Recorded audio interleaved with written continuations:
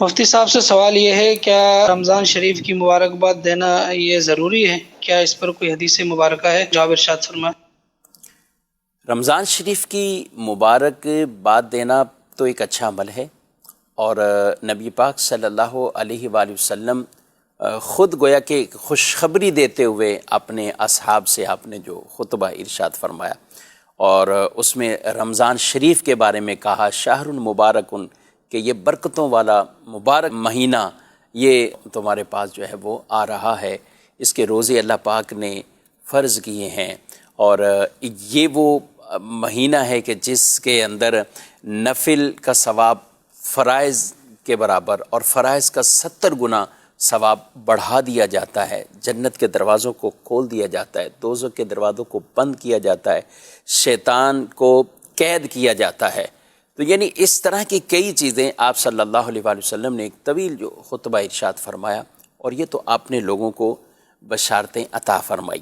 روزہ افطار کروانے والوں کے لیے اپنے بشارتیں خوشخبریاں عطا فرمائی، روزے داروں کو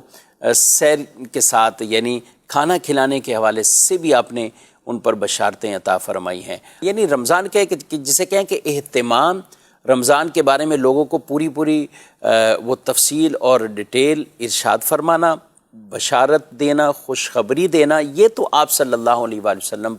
سے باقاعدہ یہ ثابت ہے۔ لیکن کچھ ہمارے زمانے میں اب آج سوشل میڈیا کا دور ہے، تو لوگ ان چیزوں کو پھیلاتے ہیں کہ بھئی رمضان کی اگر کوئی خوشخبری دیتا ہے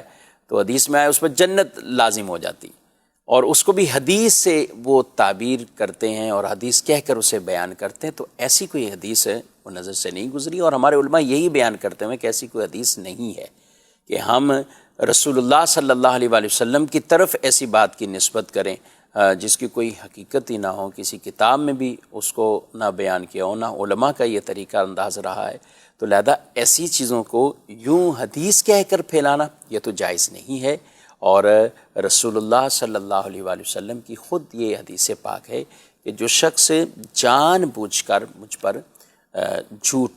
بولتا ہے، عمدن قصدن میری طرف جھوٹ کی ایسی بات کی نسبت کرتا ہے جو حضور علیہ الصلوۃ والسلام نے نہیں فرمائی ہے، تو وہ پھر اپنا ٹھکانہ جہنم بنا لے، وہ اپنا ٹھکانہ جہنم بنا لے۔ تو ہمیں ہر اعتبار سے ان چیزوں میں غور اور فکر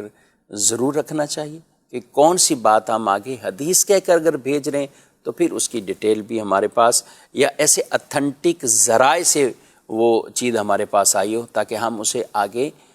لوگوں کو بھی بھیجیں اور وہ دعوت عام کریں۔ لیکن ایک چیز جس کی بنیادی غلطی پر ہے اور جس کی بنیادی جہالت اور عدم علم پر ہے، یا بلکہ اب علماء اتنا اس کو بیان کر رہے ہیں کہ اس طرح کی باتیں نہیں پھیلانی چاہیے، تو یہ قصداً یہ سارے معاملات ہو رہے ہوتے ہیں۔ تو لہذا اس طرح کی کوئی بھی ایسی پوسٹ یا کوئی ایسی تحریر جس میں خوشخبری کی مبارکباد دینے والے پہ جنت لازم ہو جائے اور وہ بھی حدیث کے طور پر جو اس طرح بیان کر کے اس کو، تو یہ بالکل جائز نہیں ہے۔ باقی رہا صرف مبارکباد دینا، خوشخبری یہ کہہ دینا اور لوگوں کو آمد کی مبارکباد دینا، یہ جائز ہے، اس میں کوئی کسی طرح کا وہ معاملہ نہیں، اور خود رسول اللہ صلی اللہ تعالیٰ علیہ وآلہ وسلم سے باقاعدہ یہ والی مبارکباد دینا تو یہ ثابت ہے۔ لیکن اس کو یوں کر کے بیان کر دینا کہ آپ صلی اللہ علیہ وسلم نے اس پر کوئی فضیلت جنت کی بشارت عطا فرمائی، تو یہ بالکل من گھڑت ہے، اس سے ضرور بچنا چاہیے۔